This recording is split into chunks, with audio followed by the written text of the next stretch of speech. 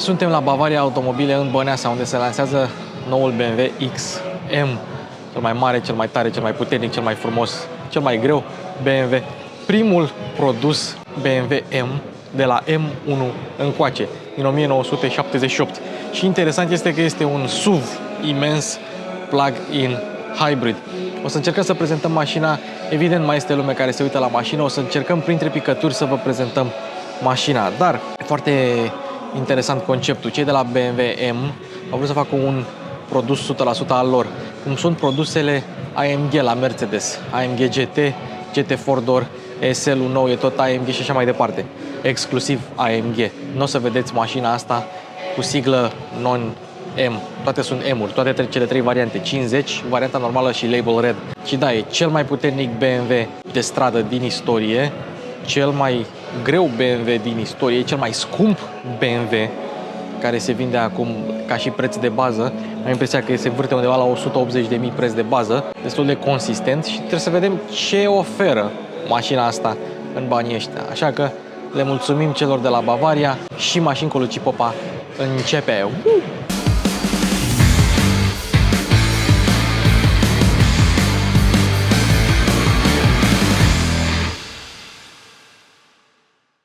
Bun, și asta este mașinuța. Ea măsoară cam 5 metri 100 lungime, cam 2 metri sau peste 2 metri, puțin peste 2 metri lățime, 1,75 m înălțime. Are ampatamentul imens de 3 metri 100, cântărește 2,8 tone la gol. Deci practic ar putea fi gândit ca un X8, un X9. Este vârful de gamă al SUV-urilor BMW, construită pe platforma Cluster Architecture, la fel ca X5, X6, X7 și cam orice BMW de la seria 2 Coupe în sus. Și așa cum sunt produse majoritatea SUV-urilor de la BMW, acesta este produs în Spartanburg, care după nume pare în Germania, dar este de fapt în Statele Unite ale Americii. Prima surpriză este că avem sigla BMW normală pe față, nu avem sigla BMW M 50 de ani aniversară. Probabil poți să o pui, că la anumite modele BMW încă mai poți să o mai comanzi, sau poate nu. Ia uite-o, ce frumoasă este grila nouă de XM. În primul rând e mare, în al doilea rând sunt două grile, că-s doi rinichi. În al treilea rând are contur auriu, așa vine XM-ul în standard, dacă vrei poți să alegi un pachet negru. În al treilea rând este iluminată. Și în al patrulea rând avem dungile orizontale, nu sunt verticale, și emblema XM cu negru și auriu. X, cele trei dungi M și M-ul, evident. XM-ul face parte din noua generație de modele BMW care nu mai vin cu faruri laser, vin cu niște adaptive LED-uri care sunt de fapt matrix LED-uri și farurile, fază lungă, fază scurtă, ceață, cornering, totul aici jos, iar sus sunt luminile de zi și semnalizările LED care pulsează. Cum vi se par? Aici jos avem radarul, mai avem grila jos pentru radiator și aici ar trebui să fie o priză de aer, dar nu este, e falsă, e doar de design. Dar acolo avem o priză de aer. Asta ce face? Are și rol aerodinamic, dar și reduce presiunea în pasajul roților. Capota, dar și multe alte elemente sunt din aluminiu. Avem nervurile de pe capotă și emblema e încastrată aici frumos. Capota e decupată. Foarte greu, dacă este să o lovești, să o repari după aia. Dar e interesant că nu e o capotă simplă, e una musculoasă, așa de M. Astea sunt jantele. Ce e interesant, dar o să vă spun un pic mai încolo, e legat de frâne. Dar hai să vorbim un pic de jante. Jantele vin în standard 21, astea sunt opționale 23 și au aceste căpăcele pe care nu avem emblema BMW, doar scrie BMW. Aceste căpăcele se pun după aia la PDI, la Pre-Delivery Inspection, ca să nu se piardă. Ele vin în niște plăsuțe de celofan care sunt sigilate hermetic, deci nu poți să umbli la ele. Odată ce le-ai deschis, atunci le pui. Mașina vine cu amortizoare adaptive în standard, sistem de frânare M Sport cu etriere, de fapt e M direct, ce să mai, nu M Sport, cu etriere vopsite în culoarea neagră și discurile, deși sunt ventilate, nu sunt perforate la un model 100% M. Totodată avem și protecție aici la carenaje, pare a fi ceva textil mochetă și aici avem plastic normal. Pasajele roților sunt vopsite în culoarea neagră și dacă alegi Black Pack-ul, atunci toată mașina va fi neagră, inclusiv jantele, dungile acelea despre care vom vorbi imediat. Anvelope Pirelli pe 0 cu steluță e acolo, ce înseamnă că sunt originale BMW și 2,75-35 pe 23. Niște anvelope imense. Chiar sunt curios cât costă un set de anvelope pentru XM. Și mai am un detaliu interesant, avem inscripția M aici pe jante, dar dacă ai roata cum e pusă aici, în cazul de față, arată ca și când ar fi W. Ia, fiți atenți aici. Deci pleacă de aici, dunga asta, merge, tot așa, urmează forma unui Hofmeister King și vine și se întoarce frumos aici. Nu se vede, sau nu știu dacă se vede în mod normal, dar dacă n-ar fi dunga asta, mașina ar părea mult mai masivă, pentru că are suprafața vitrată destul de mică și atunci acest element de design a fost făcut ca să mai reducă din masivitate și să pară că suprafața vitrată este ceva mai mare la XM. Bogdan ne deschide acum ușa să vedem dacă ușile acoperă pragurile, nu în totalitate. Da, aici mai avem un pic de prag și acum dacă o închidem, mamă ce frumos e interiorul, dacă o închidem, observăm că mașina are soft close. Și în ceea ce privește mânerele, ele au modelul ăsta de romb aici cu negru și au o ieșire aici. Eu cred că aici este vorba de aerodinamică. Mânerele strică aerodinamica unei mașini. Cred că aici e făcut așa ca să traverseze aerul cât mai bine în spatele mașinii. Cred. Nu bag mâna în foc. Ce e interesant la XM este că nu avem bare longitudinale pe plafon, nici transversale, chiar dacă este un SUV, și nu avem nici trapă sau plafon panoramic. O să vedem la interior ce are plafonul de atât de special, dar nu știu, chiar nu știu dacă poți să pui trapă sau bare longitudinale sau plafon panoramic pe XM. Acum, hai să vedem și prețul. Prețul acestei versiuni, preț brut, 187, 189 euro. Și un mic easter egg, în luminile de zi avem emblema BMW. Uite și niște detalii despre mașină. Vopseaua mă interesa, verde Cape York Metallic și avem BMW Individual Leger Merino Exclusive whatever, da, cu Deep Petrol, ăsta e albastru. Ei, dacă o să facă vreodată o versiune alpina a lui XM, nu știu cum se va numi, sper să se facă, pentru că va avea niște combinații de culori foarte mișto, cu piele lavalina, adică o piele superioară pielii de pe BMW Merino. În față pe stânga avem portul de încărcare, care e destul de agresiv, adică te lovește în față dacă nu ești atent. Încărcare Type 2 la 7,4 kW, bateria 29,5 kWh brut, 25,7 kWh net. Asta și cu Label Red au aceeași baterie. 50U are baterie mai mică de 22 de kWh. Autonomie 88 pentru versiunea asta, 84 pentru versiunea 50, chiar dacă are baterie mai mică, e mult mai ușoară, pentru că nu mai are V8, are baterie mai mică, e mai ușoară și astfel declară o autonomie de 84 de km full electric pentru XM50e.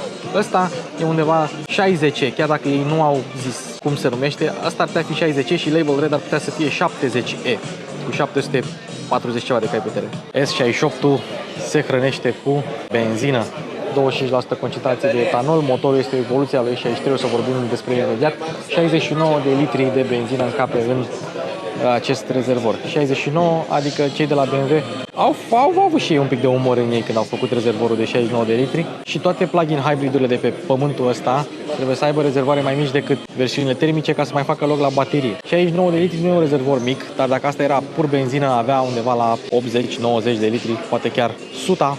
Hai repede spatele. Avem așa, una bucată eleron, una bucată antenă, două embleme gravate, pentru că nu avem emblemă. Avem o lunetă destul de mare și un pic curbată. Ștergătorul pare micuț în comparație cu cât este toată luneta. Astea sunt stopurile, niște stopuri normale de BMW, adică forma, dar aici mai ai cele 3 dungi, pentru că este modelul M, 3 dungi M. Avem emblema XM aurie, foarte mișto acolo și nu avem deloc emblema BMW aici. Să ia cineva un marker și să o deseneze dacă vrea. Apoi avem camera de marșarier aici în spate, care nu este centrată.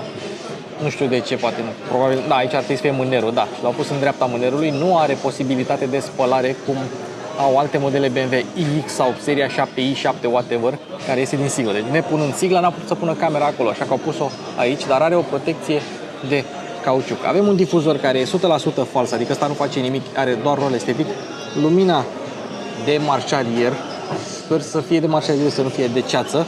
De aici o tractez și gurile de evacuare, care sunt 4 la număr și sunt puse oblic, așa cum sunt puse la Cupra Formentor VZ5. Da, se vede și protecția termică aici în spate și cam așa arată XM-ul din spate. Hai să facem și un pas înapoi ca să prindem un cadru de ansamblu. Din nou vreau să spuneți cum vi se pare că arată mașina asta Tot vorbind cu oamenii de pe aici, părerea pe care am auzit-o cea mai des vociferată este faptul că mașina e interesantă. Nu că ar fi frumoasă, nu că ar fi urâtă, pur și simplu e interesantă.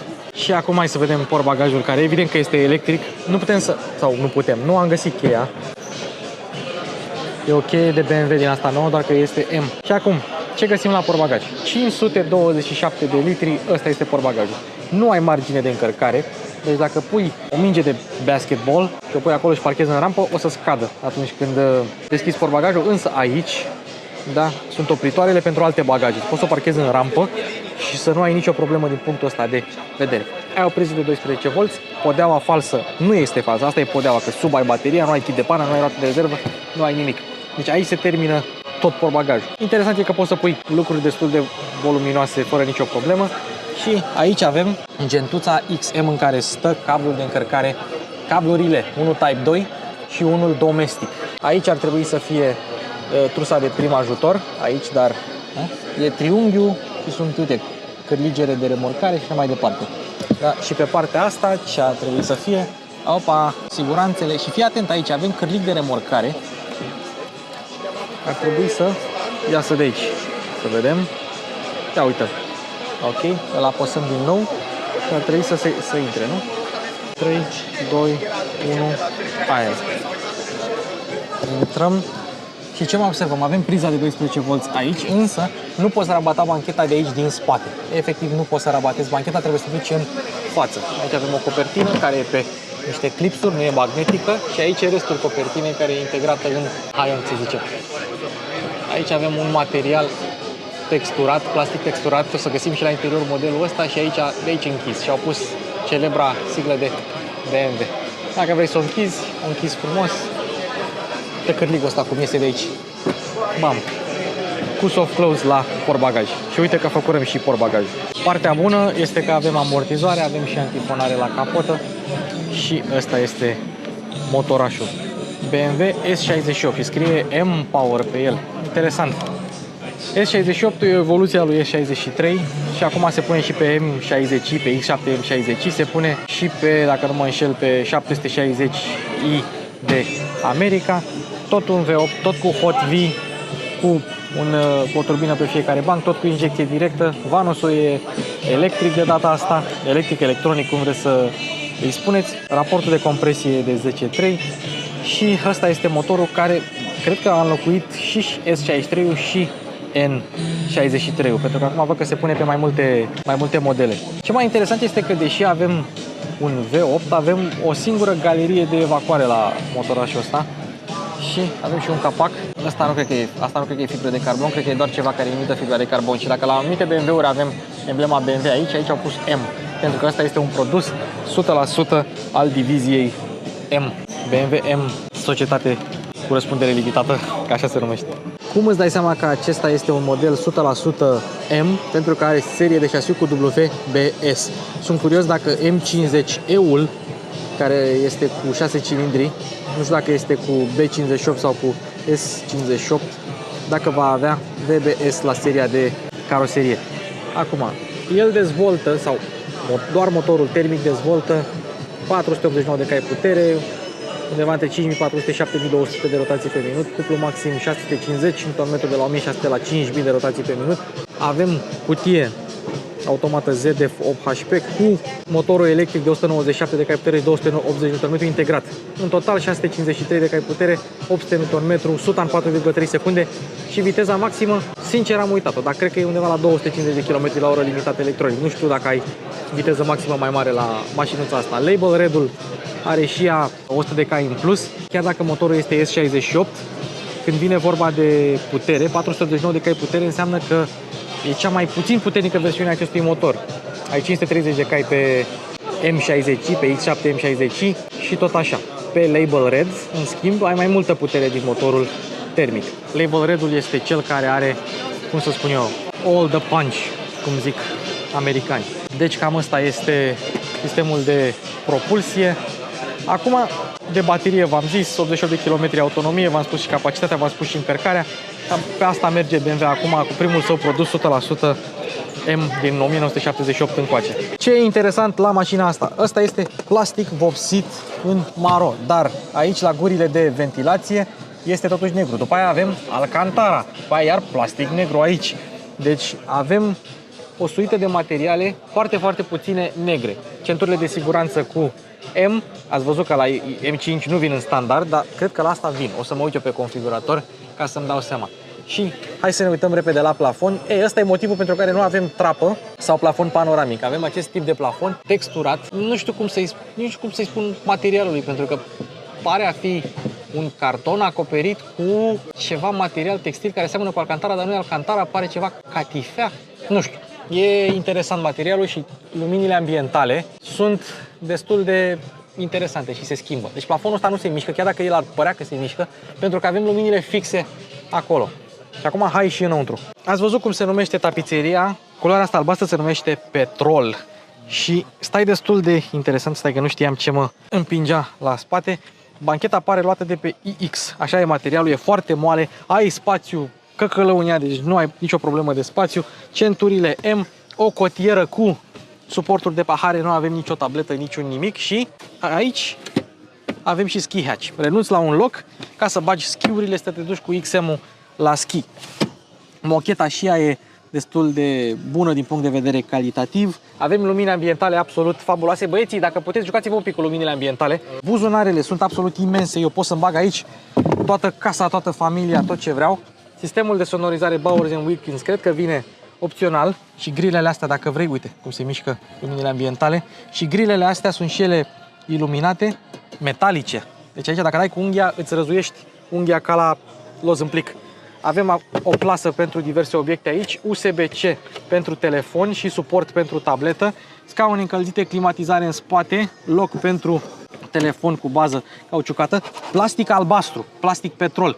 Vedeți ce mișto e culoarea asta? Foarte, foarte mișto. Priză de 12, încă două USB-C-uri și în sus ai din nou luminile ambientale, mâner, cârlig din nou aici. Îmi place că avem o cromatică interesantă. Dacă BMW face un salt în perioada asta, e la culori, la cromatică. Urcă-te într-un Audi, e totul negru, gri, trist și ploios. Urcă-te în asta și parcă te mai înveselești așa puțin. Cam așa este bancheta spate, super confortabilă. Bogdan, îți place? Da. Îți place. Interesant este că ai și un pic de suport lombar. Deci în spate, chiar dacă bancheta nu e foarte profilată, pielea asta are ceva aderență și este perforată. Și dacă putem, da, sunt doar încălzite în spate, nu sunt și ventilate în spate, dar sunt sigur că în față sunt ventilate. Uite cât loc ai, bă, fratele meu, cât loc ai. Ei, cum vi se pare bancheta spate de la XM? Și asta e puțin să văd ceva. Da, Audi și cu Mercedes pun centuri de siguranță iluminate, BMW încă nu pune centuri de siguranță iluminate pe mașinuțe. Și mai avem și aici, ca să nu le uităm, uite, grile pentru boxele de sus. Scaunele, o să vedem cum sunt, sport cu tetiere integrate. Dacă te uiți așa, nu prea vezi nimic în față. Nu are nicio problemă, că stai în spate cu iPad-ul aici, cu AirPods-urile în urechi, că normal, că dacă ai BMW, n-ai Samsung, ai numai produse Apple. Și evident am uitat oglinzile tradiționale M, negre, despărțite și prinse doar într-o singură parte, prin care poți să-ți bagi mâna sau altceva. Apropo, ăsta e primul produs 100% M care are punte directoare pe spate. Cu toate astea tot are un diametru de bracaj imens, peste 12,5 metri, deci ajută, pentru că mașina e lungă și mare. Asta e primul produs 100% M care are roți directoare pe spate. Și în sfârșit, la bordul lui XM, recunoști multe din detaliile modelelor BMW actuale și cele cu o generație sau jumătate de generație în urmă. În primul rând, volanul e cel de acum o generație sau jumătate de generație. Volanul M cu cusături, cu butoane personalizabile, M1, M2, cu slot aici, doar că avem acest element cromat, auriu, cum vrei să-i spui. La celelalte mașini este fie negru, fie cromat, dar nu auriu așa. De fapt nu e satinat, nu e cromat. Padele de plastic sau fibră de carbon, depinde cum vrei să le pui, dar nu, asta e plastic și aici avem ceva fibră de carbon, plus, cu minus, cu ceva textură aici pentru aderență totul familiar, să zicem așa. Padelele, într-adevăr, sunt noi și e mișto că poți să schimbi și de aici și de jos. Apoi, scaunele. Scaunele, bă, numai de M nu par, dar sunt niște scaune super confortabile. XM aici, grilă iluminată, tetieră integrată care e destul de tare față de restul scaunului. Ce e interesant este că, ia, nu pot să mi-l, ia, ba da, pot să mi-l reglez. Merge reglabil, doar că aici cine a stat înaintea mea a reglat cezutul pentru o persoană înaltă. Dar toată culoarea asta de petrol, fibră de carbon aici, schimbătorul ca la M5 să zicem, butonul de start roșu, setup mode, M-Hybrid, evacuare, toate butoanele pe care o să le arătăm cât de cât putem. Acum, nu mai avem butoanele personalizabile de la 1 până la 8, avem doar volum, next și evident dacă ți strică tableta, măcar să ai dezaburire să poți să mergi cu mașinuța. Aici în stânga avem așa, încuiere, descuiere, set 1-2 pentru memorie, L1, L2, de fapt L2 ca să modifici scaunul pasagerului. Deci eu acum dacă umblu, se mișcă scaunul lui Bogdan, se și vede că se mișcă el. Apoi, masajul, dacă vrei masaj în scaune, buton de portbagaj, evident aceste butoane sunt deja cunoscute de alte modele BMW și bușonul pentru benzină e aici jos. Buzunarele tot mari, spațioase, încăpătoare sunt. Aici ai un spațiu de depozitare și ce îmi place este că bordul nu este negru, plasticos, este și el îmbrăcat în piele și este albastru. Torpedoul capitonat, iluminat și amortizat. Ia să vedem, și refrigerat momentan nu. Așa, cotiera una imensă cu USB-C și bază cauciucată. Da, aici mai vezi niște plastic negru, dar na, e normal. Și aici două suporturi de pahare, suport de pahar încălzit sau răcit, priză de 12 wireless charging USB-A. BMW încă mai pune USB-A pentru conectivitate Apple CarPlay, Android Auto. Încă n-au pus USB-C peste tot, cu toate că absolut toate celelalte porturi USB din această mașină sunt ceuri. Plafonul, alcantara, frumos, lumină, dacă vrei așa ceva, parasolar cu luminiță, mâner și cam ăsta este interiorul pe parte de materiale. Apropo, un detaliu interesant, avem emblema M acolo, ceva diferit față de alte modele BMW și aici comenzile pentru lumini. Da, probabil că le-am arătat. Și hai să vedem dacă putem să arătăm sau să ne jucăm pe computerul de bord. Mașina are 29 de kilometri, văd că poți să dai fază lungă și dacă umbli aici, da, poți să vezi contentul, ia să vedem, ne jucăm un pic pe content, da? Poți să ai hartă, sisteme de asistență, setările pentru modurile de rulare, temperaturile, încărcați bateria de înaltă tensiune, presiunea în anvelope, puterea în kW și Nm, poți să o schimbi tu să fie în cai putere dacă vrei, superhiturile, muzica, accelerația laterală și longitudinală și ai multe setări. Dacă dai pe content, de fapt, cred că la XM nu se mai poate modifica. Sper să nu greșesc. Ia, și aici head-up display-ul. Poți să ai și head-up display, asta e să-l filmez eu. Se vede, abia se vede. Probabil o să-l arătăm mai bine la test. Camerele 360 de grade, foarte mișto, cu senzorii de parcare, cu tot dinamici așa, 3D. Presupun că avem gesture control, avem și gesture control. Și acum hai să ne jucăm un pic scurt așa prin sistemul de infotainment care este iDrive 8. Nu știu dacă au pus încă, nu au pus încă iDrive 8,5 pe el, cu touch sau din rotiță. Ai și touchpad pentru diferite chestii. Hai să vedem. Deci ai widgeturile, da? Radio, setup, hai să ne jucăm un pic prin setup și poți să le configurezi M1, M2, confort, recuperare maximă, regenerare, 4-wheel drive sport, 4-wheel drive sand. Nu poți să ai 2-wheel drive ca la alte modele BMW. La SUV-uri oricum niciodată n-ai putut să dezactivezi puntea spate. Șasiu Sport Plus, frână, direcție, sistemul de tracțiune integrală și dacă te duci aici în M-Hybrid, poți să selectezi hibrid, electric sau e-control, cu accentul pus pe încărcarea optimizată a bateriei, da? Dacă vrei să mai încarci bateria. Apoi te duci iar la M-Mode, Road și Sport. Depinde de ce vrei. Adică sunt 1001 de setări diferite. Și după aceea dacă te duci la Setup, din nou ajungem aici. Hai să ne întoarcem, dăm back, navigație, dacă va folosi cineva navigația mașinii. Apoi, asistentul personal Hey BMW, nu e disponibil în limba română, trebuie să-i dai în limba engleză, propulsie.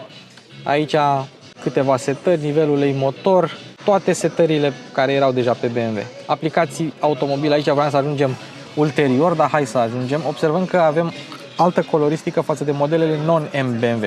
BMW ID, asistent personal, încărcare, masajul, uite, la confort scaune, tot felul de setări, climatizarea este asta, așa cum am văzut și la alte modele BMW. Hai să ne întoarcem. Ideea e că ăsta e chiar complicat. Vremea, previzualizare rută, situație trafic și adăugare widget. Apoi, mergem la aplicații. Aplicații infotainment. Uite, Android Auto, Apple CarPlay, radio, telefon, sistem de navigație, vreme, news, drive recorder, adică dashcam în standard, confirmare, da, și poți să pornire, înregistrare, start, trebuie să pornești mașina. Îmi dau seama că trebuie să pornești mașina. Asta este, mașina e pusă într-un mod din ăsta de prezentare, deci de asta nu putem să arătăm chiar totul. Ne întoarcem la aplicații, infotainment, informații despre țară, e o țară foarte bună, România, și toate aplicațiile. Bun, hai la aplicații automobil. BMW ID, dispozitive mobile, asistent personal, scaune, live vehicle, setări, control vocal, unități, whatever. Deci tot felul de setări.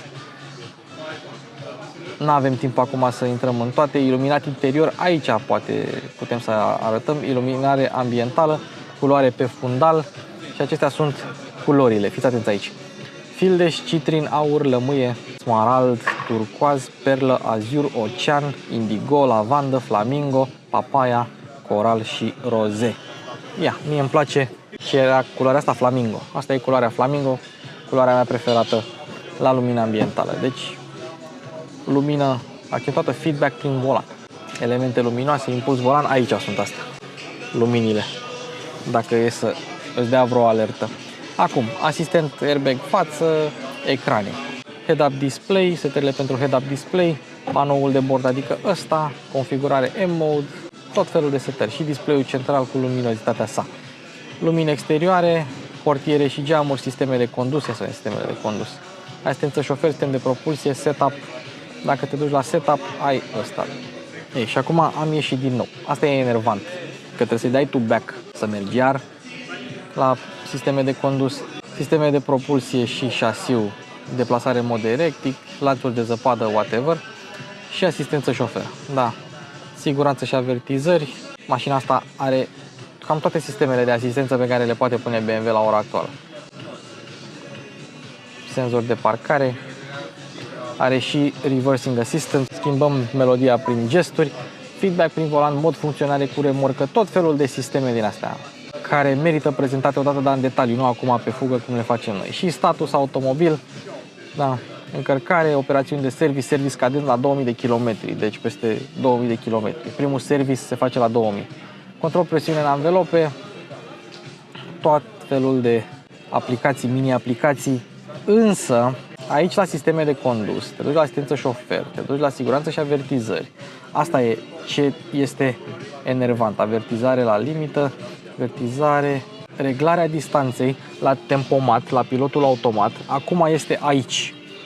Și dacă tu vrei să schimbi distanța, fie mică sau mare, trebuie să intri în tot meniul ăsta să selectezi distanța. Ceea ce mi se pare un pic ciudat. Da? Și mai era o chestie cu padela de e-boost, dar la asta nu este.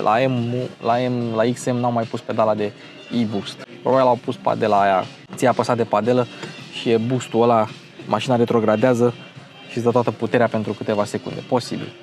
Asistent traseu și intersecție, assisted driving și așa mai departe. Și cam asta este XM-ul de la BMW, de la BMW. Primul model 100% M de la M1 încoace.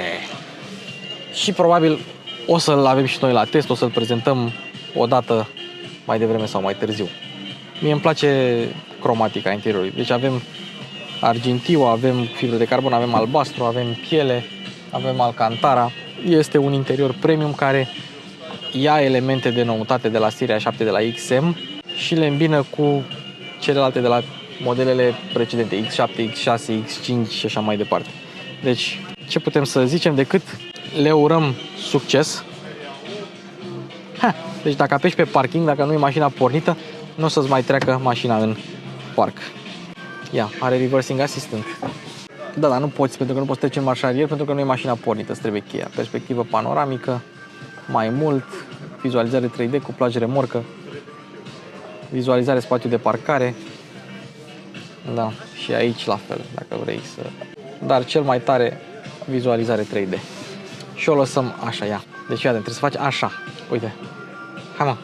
Imaginează-ți că vrei să parchezi, te grăbești, te claxonează toți ghiolbanii din România și tu faci așa să vezi locul de parcare.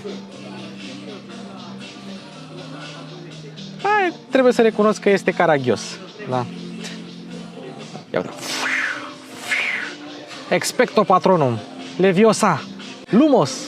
Lumos și noi vamonos. Încheiem cu cheia. Cheie nouă de BMW cu culorile M, încuiere, descuiere, portbagaj și buton personalizabil. De aici o scoți pe aia normală. Aha, gata. De aici o scoți pe cea normală. Cea fizică. Nu se mai fac chei cu display pentru că n-au rost. Acum poți să deschizi mașina și prin telefon. Deci, cam asta a fost vizita noastră la Automobile Bavaria pentru noul BMW XM. Poate cândva anul ăsta îl luăm și la test. Ne vedem într-un episod viitor, ne auzim în comentarii. Mașini cu Luci Popa se încheie.